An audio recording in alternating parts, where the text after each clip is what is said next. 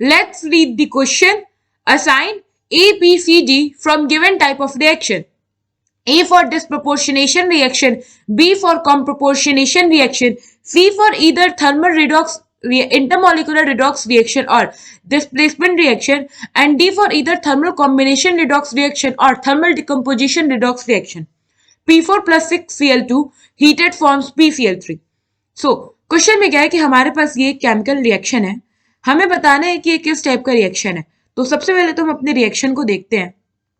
हमारे पास है P4 phosphorus, ये रिएक्ट कर रहा है 6 मोल्स क्लोरीन के साथ ऑन वार्म कंडीशन, तो हमें प्रोडक्ट में मिल रहा है PCl3।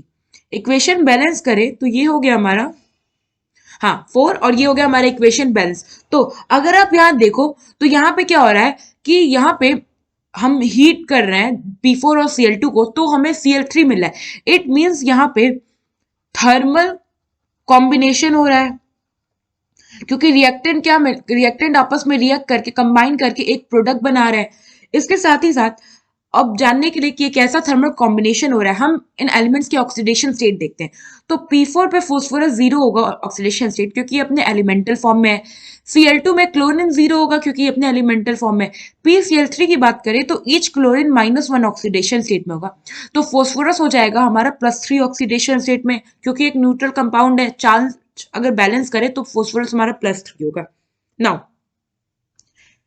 यहां पे आप देखो तो जो हमारा फोस्फोरस है ये 0 से +3 में गया है, मतलब कि इसका ऑक्सीडेशन स्टेट इंक्रीज हुआ है।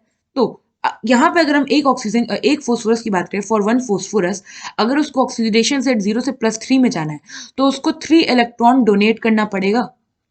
और अगर आप देखो तो टोटल हम पे 4 फोस्फोरस हैं जो कि +3 में गए, तो ये हो जाएगा हमारा 4 × 3 which is equal to 12 electron total phosphorus ने डोनेट किया है।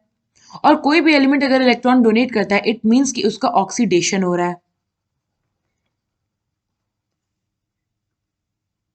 अगर हम क्लोरीन की बात करें तो ये 0 से आप देखो -1 पे गया है। तो अगर हम एक क्लोरीन की बात करें तो फॉर 1 क्लोरीन अगर उसको 0 से जाना है -1 में, तो इसका मतलब क्या है कि उसको एक इलेक्ट्रॉन गेन करना पड़ेगा। और अगर आप टोटल देखो तो ये 4 3 × 12 क्लोरीन है जो कि गया है हमारा 0 से -1 में, तो ये हो जाएगा 12 × 1 which is equal to 12 electron इसने इन टोटल आपका गेन किया। और कोई भी एलिमेंट अगर इलेक्ट्रॉन गेन करता है, इट मीन्स कि उसका रिडक्शन होता है।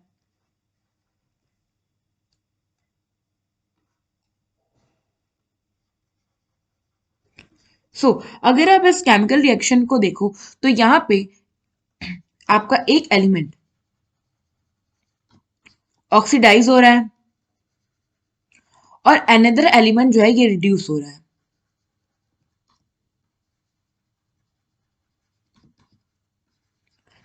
तो कोई भी ऐसे केमिकल रिएक्शन जिसमें एक एलिमेंट ऑक्सीडाइज हो दूसरा रिड्यूस हो, ऐसे रिएक्शन को हम कहते हैं रिडॉक्स रिएक्शन।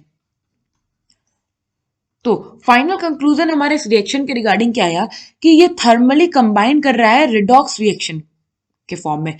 मतलब ये होगा हमारा जो ओवरऑल रिएक्शन है, ये है हमारा thermal combination type redox reaction. और अगर आप देखो तो ये जो हमारा कंक्लूजन में रिएक्शन के बारे में आया है, ये यहाँ पे हमारा डी में गिवन है, थर्मल कॉम्बिनेशन रिडॉक्स रिएक्शन। तो इससे ये टाइप ऑफ रिएक्शन हो जाएगा डी। आई होप आपको ये क्वेश्चन समझ में आया होगा। Thank you.